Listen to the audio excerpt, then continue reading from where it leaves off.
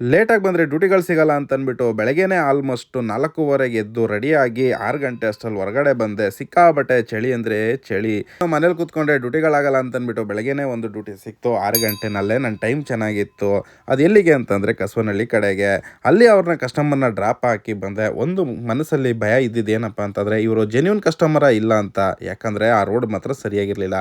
ಕಸ್ಟಮರ್ನ drop ಮಾಡಿದೆ. ಅದಾದಮೇಲೆ ಇನ್ನೊಂದು ಡ್ಯೂಟಿ ಕೂಡ ಸಿಕ್ತು. ಮಿನಿಮಮ್ ಬರೋ ಮಿನಿಮಮ್ ಅಟ್ಲೀಸ್ಟ್ ಆದರೂ ಹತ್ರದಲ್ಲಿ ಬರುತ್ತಾ, ಅದು ಕೂಡ ಇಲ್ಲ. ಸಿಕ್ಕಾಬಟ್ಟೆ ಲಾಂಗು. ಅಂದರೆ 2 ಕಿಲೋಮೀಟ್ರ್ ಪಿಕಪ್ಪು, 1 ಕಿಲೋಮೀಟ್ರ್ ಡ್ರಾಪು. ಅದೇ ಥರನೇ ಸುಮಾರು ಡ್ಯೂಟಿಗಳು ಬಂತು. ಇವತ್ತು ನಿರ್ಧಾರ ಮಾಡ್ಕೊಂಡು ಬಂದಿದ್ದು ನಾನೇನಪ್ಪ ಅಂದರೆ ಡ್ಯೂಟಿಗಳು ಯಾವ ಥರ ಬರುತ್ತೆ, ಎಲ್ಲ ಲಾಂಗ್ ಡ್ಯೂಟಿ ಬಂದರೆ ಒಳ್ಳೇದಾ ಇಲ್ಲ ಶಾರ್ಟ್ ಡ್ಯೂಟಿ ಬಂದರೆ ಒಳ್ಳೇದಾ, ಯಾವುದನ್ನ ಸಿಕ್ಕಲಿ ಈ ಬರೋ ಡ್ಯೂಟಿ ಅಂತೂ ಚಚ್ಚಾಕ ನಾನು ಲೆಕ್ಕಾಚಾರದಲ್ಲೇ ಡ್ಯೂಟಿಗಳು ಮಾಡ್ಕೊಂಡು ಬಂದೆ. ಚೆನ್ನಾಗಿ ಆಟೋ ಓಡಿಸ್ತಾರೆ, ಮಸ್ತಾಗಿ ಮಾತಾಡ್ಕೊಂಡು ಬರ್ತಾರೆ. ಎಲ್ಲರೂ ಲೈಕ್ ಮಾಡಿ ಶೇರ್ ಮಾಡಿ. ಸೊ ಥ್ಯಾಂಕ್ಸ್ ಅಪ್ಪ. ಆಯಿತು, ಎಲ್ಲರೂ ಶೇರು ಲೈಕ್ ಮಾಡೋದನ್ನ ಮಾತ್ರ ದಯವಿಟ್ಟು ಮರಿಬೇಡಿ. ಹೌದು, ಎಲ್ಲರೂ ಲೈಕ್ ಮಾಡಿ, ಶೇರ್ ಮಾಡಿ, ಕಮೆಂಟ್ ಮಾಡಿ, ಅಣ್ಣ ಚಾನಲ್ನ ಸಬ್ಸ್ಕ್ರೈಬ್ ಮಾಡಿ. ಥ್ಯಾಂಕ್ ಯು ಅಪ್ಪ. ಸರಿ, ಚೆನ್ನಾಗಿ ಓದು. ಆಯಿತು, ಬಾಯ್.